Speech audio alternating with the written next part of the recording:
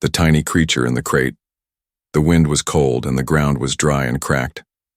Jake Sullivan, a human scavenger, walked slowly across the abandoned battlefield. It had been 5 years since the last alien war ended, but wrecked ships still lay everywhere. He wore an old jacket, torn boots, and a heavy backpack full of tools. His eyes were tired but sharp. Suddenly something caught his eye.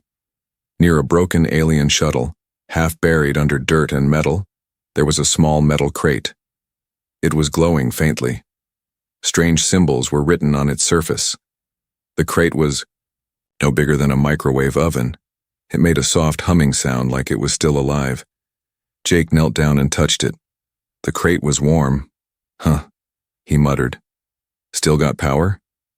He pulled out his small scanner. It beeped and flashed. Life form detected. Jake blinked. No way. Something's inside? He pressed a button. With a hiss, the crate slowly opened. A strange light filled the air. Inside, curled up like a frightened animal, was a tiny alien girl. She was only the size of a baby rabbit. Her skin was pale blue and softly glowing. Her eyes were large, silver, and full of fear. She had thin, glowing hair that floated gently, like it was underwater. Tiny hands covered her face. When the crate fully opened, the girl screamed in a high voice, thinking the human would eat her. No, hey, calm down. Jake raised his hands. I'm not going to hurt you. But she didn't understand his words. Her body shook. She crawled back into a corner of the crate, shivering, making scared noises. Her eyes stared at him like he was a monster. Jake took a step back.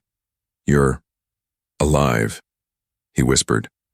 And you're scared to death? He looked around. It was getting dark and the wind was picking up. Jake knew she wouldn't survive the night out here. Even if she ran, the cold would kill her. Jake slowly pulled off his scarf. He gently placed it near the crate. I don't know if you understand me, he said softly, but I'm not your enemy. You'll die out here. I can help you. He didn't touch her. He didn't force her out. He simply sat down beside the crate, keeping his hands visible. Minutes passed. The wind howled louder. She didn't move. Jake sighed and stood up. All right, I'll take the whole crate. He carefully closed the lid, keeping it unlocked, and carried it back to his small shelter. His cabin was a small, old space container, turned into a home. Inside was warm with an old heater, a cot, and lots of junk tech. Jake placed the crate on the table and opened it again. The alien girl was still there, curled in the same corner. He gently placed a soft cloth near her. Then he opened a packet of water and some dried fruit and put it close. She looked at the items, confused. I don't know what you eat, he said, but I hope this helps. That night, Jake sat on his cot, watching the crate. He didn't sleep much. He kept checking if she moved. She didn't. Morning came. The sun rose. Jake stretched and walked outside. The alien girl opened one eye. She was still scared, but she was also curious now. She slowly looked around the room. It was messy, but not scary. She looked at the water and the cloth. Her tiny hands touched the fruit but didn't eat it. Then she looked at the human's empty chair. Jake came back inside with a small solar battery. Still there? He asked. She quickly shut her eyes again and stayed still. Jake didn't say anything more. He just worked silently, fixing an old communicator. The alien girl peeked again. She saw something strange. The human wasn't angry. He wasn't loud. He didn't lock her up. He didn't yell. He just sat. Quiet. Kind. She blinked slowly. For the first time, her body relaxed just a little. When Jake left the room to get firewood, she moved. She picked up a small tool from the table and turned it slowly in her hand. Then she gently placed it back. Exactly where it was. When Jake returned, she was still curled up again, eyes shut tight. But Jake noticed the tool. He smiled a little. You're not just scared, he whispered. You're watching. That night, as the stars blinked outside and the heater kept the cabin warm, The tiny alien girl lay awake in the crate, no longer shaking, and for the first time in her life, she wondered if maybe, just maybe, not all humans were monsters. The escape attempt, she waited until the human snored. That was her chance. Leary was tiny, but she was smart. Her body still ached from the cold, but her mind was clear. She had studied the shelter, every sound, every shadow, every possible way out. She had decided she would escape tonight. The crate was open. The strange soft cloth he had left was warm, the food still untouched. But Leary had only one thought in her head: survive. She slipped out of the crate like a whisper, her little feet making no sound. The human Jake was sleeping on a bed of metal sheets and old clothes. His mouth was slightly open. He looked peaceful, but she didn't trust him. Not yet. She had heard the stories from her people. Humans were eaters, monsters, fire throwers. If she stayed, he might change. No, she had to leave. Now. She crept across the table, climbed down using wires like ropes, and touched the floor. It was cold and rough, but her glowing feet were light. She found a small hole near the edge of the door, a perfect exit. She squeezed through. The moment she stepped outside, the cold hit her like a wall. She gasped. Her skin flashed a dim purple. Fear, color. The night was dark. The wind cut through her like ice blades. The ground was sharp. She hugged herself and pushed forward. The stars above her twinkled, but offered no warmth. She had no plan. Just one mission: get away from the human. But she didn't know Earth. The soil was dry, the plants were strange, and the gravity was heavier than she was used to. After only 10 steps, her knees buckled. She fell. She tried to stand again, but her tiny legs trembled. Her vision blurred. Her energy was fading fast. Back inside, Jake's eyes opened. He blinked. Something felt off. He sat up. The crate. Empty. His heart jumped. He rushed to the door and opened it. The cold hit him, but he ignored it. "Leary!" he shouted. "Where are you?" No answer. Then he saw her, a glowing shape in the dirt, barely moving. Jake ran. He knelt beside her. "Leary." "What the hell? You're freezing." Her skin was turning pale white, a dangerous sign. She looked up at him with tired eyes, and for the first time she didn't pull away when he reached out.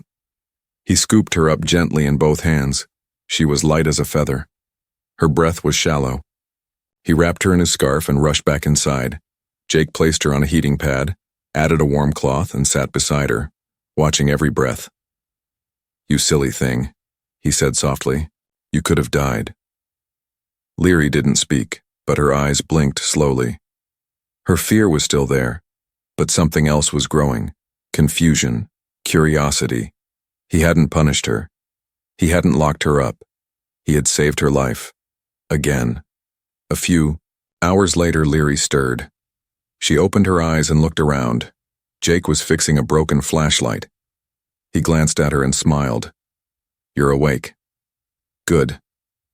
Leary sat up slowly, her tiny hands still shaking. She looked at the water he had placed beside her earlier.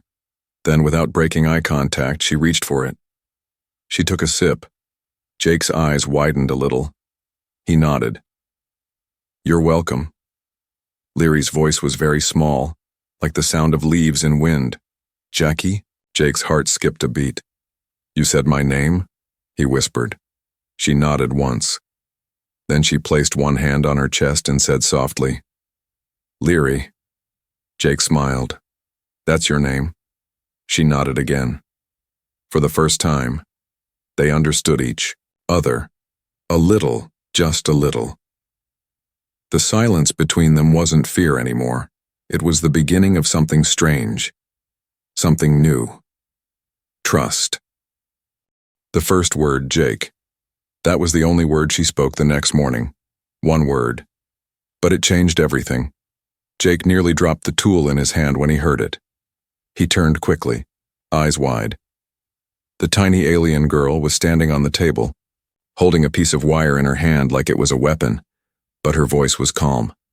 Her eyes were no longer full of fear. Jake smiled. You remember my name? He said softly. She nodded. Jake. He placed the tool down slowly and walked closer. Leary didn't step back this time. She simply stared at him with those glowing silver eyes.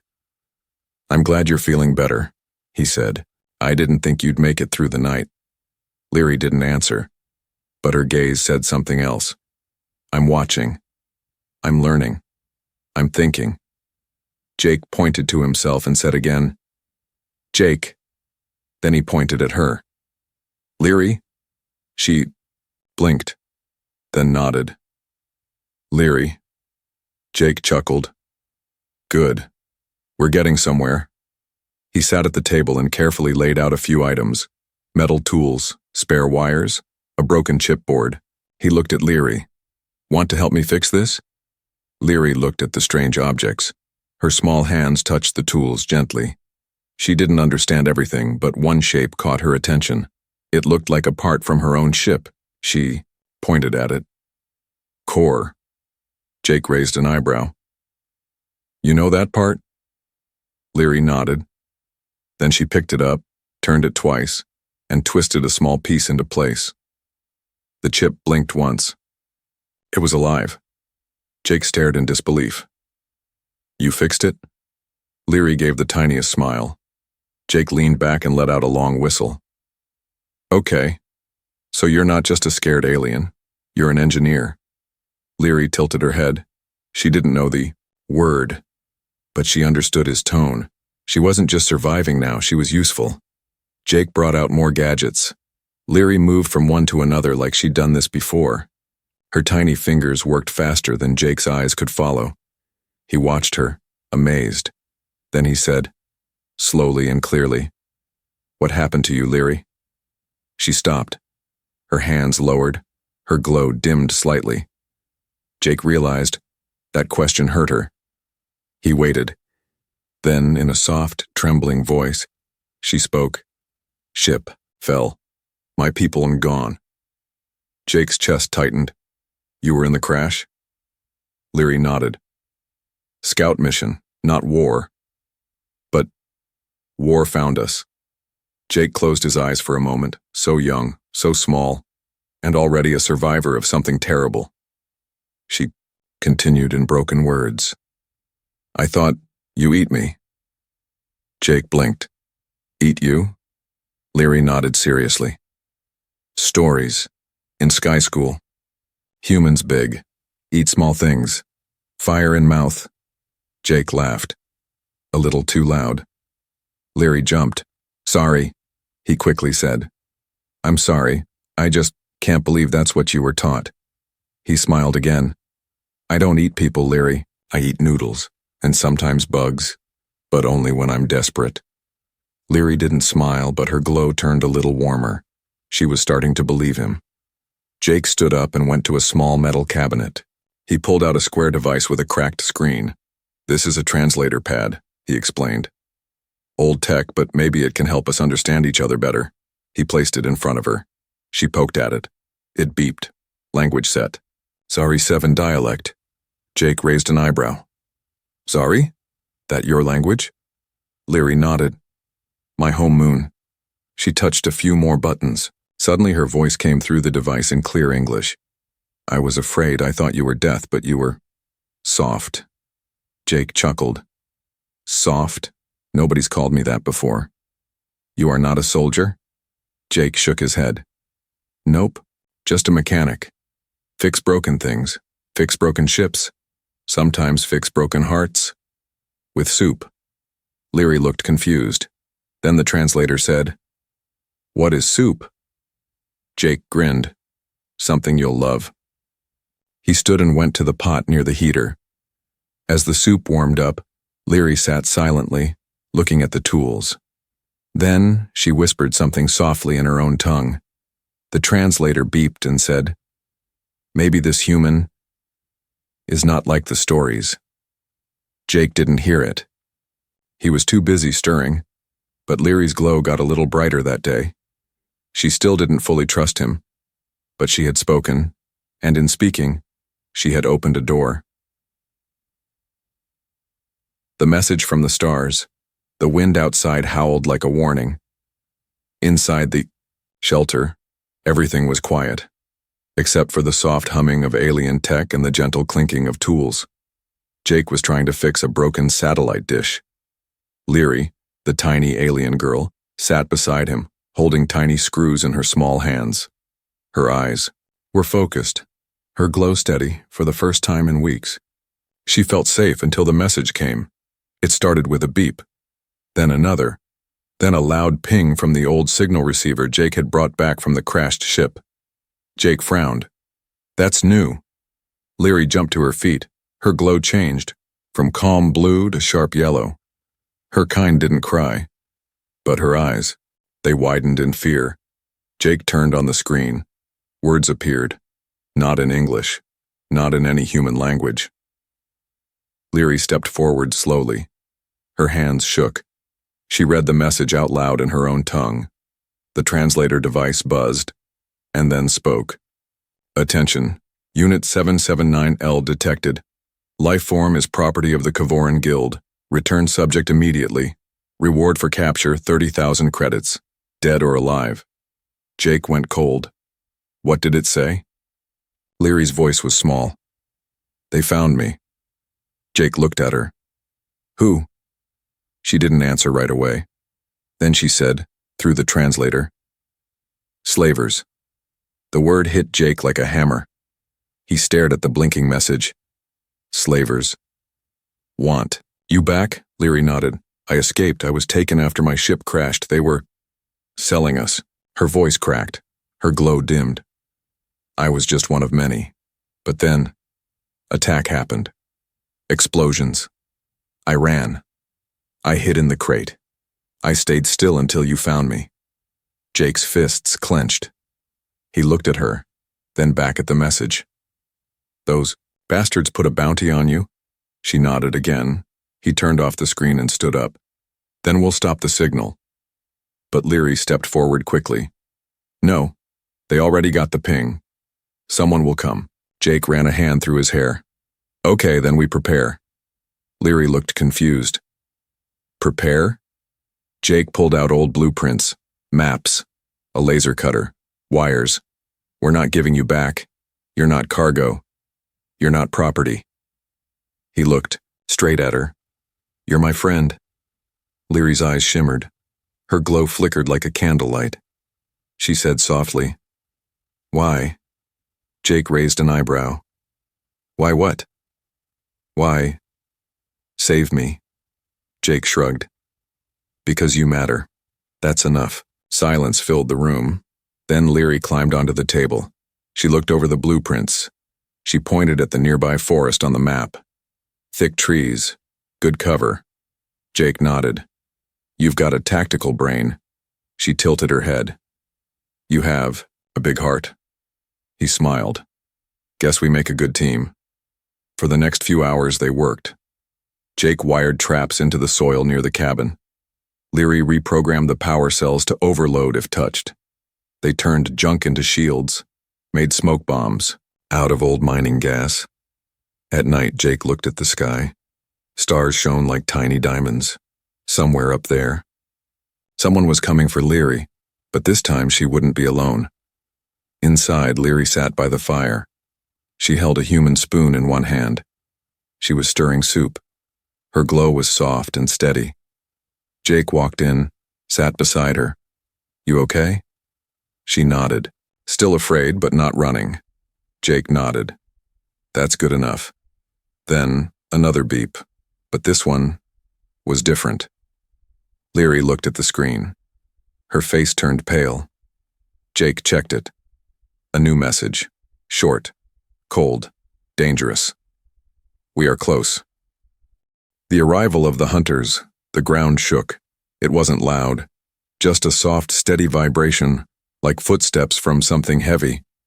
Too heavy to be human. Jake's eyes snapped open. He was sitting by the fire, tools still scattered around him. Leary had fallen asleep, curled inside a toolbox beside him, her soft glow pulsing like a heartbeat. Boom, boom, boom. The cabin's metal walls rattled gently. Jake stood, slowly. He reached for the old scanner on the shelf. Heat signatures, moving, fast. There. Here, he whispered. Leary sat up suddenly, wide-eyed. Her glow turned red. Hunters. Jake nodded. We knew they'd come. He grabbed a small blaster, old, low-powered, but better than nothing. Leary leaped onto his shoulder, gripping his collar tightly. Together, they peered out through a broken panel in the wall and saw them. 3 figures. Tall, armored, alien. Their bodies were covered in black skin suits that looked like metal and bone melted together. Their faces were hidden behind insect-like helmets with red lights where eyes should be. The middle one carried a weapon too big for one hand, but he held it like it was light. Leary whispered in Jake's ear. Kavoran hunters, elite, ruthless. Never miss their target, Jake whispered back. Let's make this their first miss. He pressed a hidden button under the table. Click. Out in the woods, a metal spike shot from underground, straight through the leg of one hunter. Crack, the alien screamed, not in pain, but in rage. The others turned toward the trap. Jake pulled Leary down. That got their attention. One of the hunters raised a scanner. The signal came from this area. The life form is close. Jake spoke, low. We stay quiet. We let the traps talk first. Bang, a flash mine went off behind a tree. Another trap, set by Leary, sent out a high-frequency sound. The second hunter grabbed his head and fell to his knees. Jake ran to the back wall and opened a hatch. Time to move.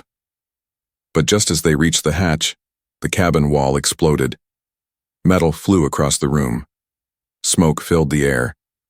Jake was thrown to the ground. Leary tumbled, hitting the floor hard. A shadow stepped through the smoke. The leader. He scanned the room slowly. Then he spoke in a deep, grinding voice. Little one, you are worth a fortune. Jake stood in front of Leary, his hand shaking as he raised the blaster. Back off. The hunter laughed. Human, you will die quickly. Leary slowly stood behind Jake. Her glow flickered like fire. She touched her wrist and activated a small device. It blinked red, counting down. Jake didn't notice it yet. The hunter aimed his massive gun at Jake. Any last words? He asked, coldly. Jake stared straight into the red lights of his helmet. Yeah, he said. Check your feet. Boom. A floor trap exploded under the hunter. He flew backward, crashing into the wall. Smoke filled the cabin again. Jake grabbed Leary and ran toward the forest hatch.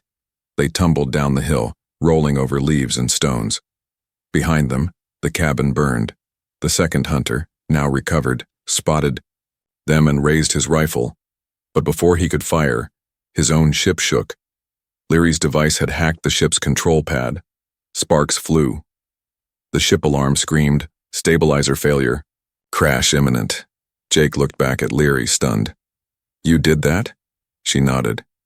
You protect me. I protect us. Jake laughed, half in relief, half in shock. You're a genius. Leary shrugged. Small brain, big ideas. They ran deeper into the woods as the Kavoran ship burst into flames.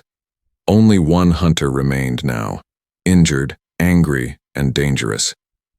Jake and Leary hid under a rock ledge, breathing hard. Jake whispered, They'll keep coming. Leary whispered, Paddies, then we keep fighting. For the first time, they weren't just a human and an alien. They were a team. Tiny protector. Big heart Jake wasn't moving. His body lay near the fallen tree, blood soaking through his sleeve. The last hunter's shot had hit him before Leary managed to shut the enemy ship down. Leary ran to him. She was so small, barely the size of a soda can, but her tiny hands were strong with purpose. Jake, wake up, she cried. No answer. His chest still moved, but slowly. She touched his forehead. It was warm. Too warm. He was hurt. Bad. Leary's glow turned sharp white. Panic. But she took a deep breath, and forced herself to focus. "No fear," she whispered. "He protected me. Now I protect him." She looked around. The forest was dark now. The fire from the wrecked alien ship lit up the night like a second sun.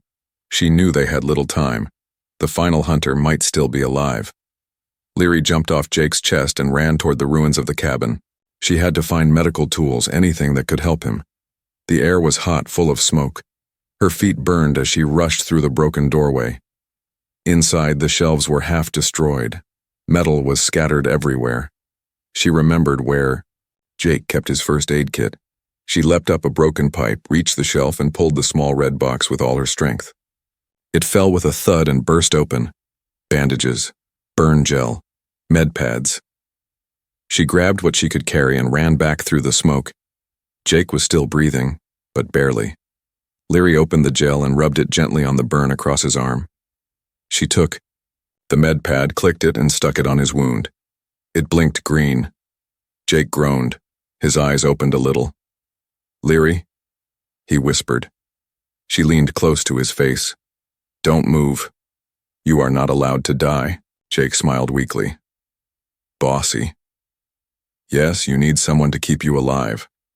Jake tried to sit, but Leary pressed a tiny hand to his chest. "Rest." Jake blinked. "Where's the hunter?" She pointed to the sky. Ship exploded. One still, breathing. But no ship, no power. Jake closed his eyes. "You saved me." Leary didn't answer. She just sat beside him, silent, glowing softly. Hours passed. The sun rose. Leary didn't sleep. She watched him, protected him. She used her body heat to keep him warm. She cleaned his wound again. She even built a fire by dragging small leaves to the lighter and jumping on the ignition button with her feet. A tiny guardian. A fierce protector. By morning, Jake was sitting up. His arm was wrapped, his face pale, but alive. "You did all this?" he asked. Leary nodded. He looked at her, this little glowing alien girl, barely the size of a bird, and felt something strange in his chest. Pride, respect, gratitude, maybe even family. "You're amazing," he whispered. Leary looked down. Her voice was quiet. "I thought I was nothing. Just property. Something to be sold, thrown away." Jake shook his head. "You're not. You're more than that." She looked at him again and smiled, not with her mouth but with her light. Her glow turned gold. Warm, bright. Jake laughed. "What does that mean?" "Happy." Jake smiled. "Then I'll try to keep that color glowing." Suddenly, a soft groan came from the trees. Jake turned. The final Kavoran hunter, badly wounded, was crawling across the dirt, dragging a broken leg. He was headed toward a small distress beacon. Jake tried to stand, but fell back. Too weak. "Leary," he said. She was already running. She leapt onto a rock, then to a branch. From the branch, she jumped. She landed right on the beacon, and with both hands, she ripped out the crystal core. The beacon went dark. The hunter froze. Leary stood, breathing fast, hands still glowing from the heat. No more signals. The hunter looked at her, this tiny creature who had just taken his last hope. He growled, "You little rat." Jake raised the blaster, even with shaky hands. "Call her that again. I dare you." But Leary stepped forward. "I am not a rat. I am not a slave. I am Leary of Zari Moon." She held up the broken crystal like a trophy. "And I am free." The hunter fell back. He was done. Jake laughed, even through the pain. "That's my girl." Leary walked back to Jake, placed the crystal in his lap. "Let's go home." Not just a creature, a friend. The battle was over, but something much bigger had begun. Jake sat outside the rebuilt shelter, his arms still wrapped in bandages. The morning breeze was soft now, Birds sang in the trees. Peace had returned to the forest. Beside him, sitting cross-legged on the wooden table, was Leary. Her glow was golden, warm and calm. Her tiny fingers turned a broken chip in her hands like a puzzle. She wasn't afraid anymore. She wasn't hiding. She was home. Jake sipped his tea and looked at her. Still working, huh? Leary nodded without looking up. This chip will help boost the signal, but not for enemies, for good people. Jake smiled. You mean a message? Leary nodded again. A message that says, I am alive, I am safe, and I'm not alone anymore. Jake was quiet for a moment. Then he asked, Do you want to go home, Leary? To your moon? Leary paused. Her glow flickered, just a little. My moon is gone. Jake's chest ached. I'm sorry. Leary turned to him. But this place, maybe it's a new moon. Jake grinned. You trying to make me cry? Leary tilted her head. You cry too much already. They both laughed. Really laughed. It was the first time in a long time. Later that day, Leary climbed onto Jake's shoulder as he worked on fixing a broken solar panel. She loved riding there, high up, where she could see everything. I've been thinking, she said. Jake raised an eyebrow. That's dangerous. I want to help more other creatures. Other small ones like me. Jake stopped working. Like a rescuer? Yes, I was rescued. Now I will rescue others. Jake looked at her, amazed. She was once a tiny creature in a crate, scared, alone, and silent. Now, she was talking about saving the galaxy. You're something else, Leary. She touched his cheek gently. So are you, Jake. You didn't see a creature. You saw a person. He placed a hand over hers. I saw a friend. Silence fell between them. Not empty silence. Full silence. The kind that says everything without words. Jake stood stretched and looked toward the stars. You think someone will answer our message? Leary nodded. I hope they do. But even if they don't, we answered each other. That night, under the stars, they sent the signal, a simple message. To anyone listening, we are small. We are different. But we are stronger together. Human and alien. Fear became friendship. And friendship became hope. The message flew into space, carried by solar waves. Somewhere, someone might hear it. But Jake and Leary didn't wait for a reply. They had work to do. The next day, Jake began building a bigger cabin. Leary built a small lab inside a lunchbox. They weren't just survivors anymore, they were inventors, fixers, protectors, family. And whenever anyone asked years later how the first human-alien rescue team began, the answer was always the same. It started with a tiny creature in a crate, and the human who chose kindness instead of fear.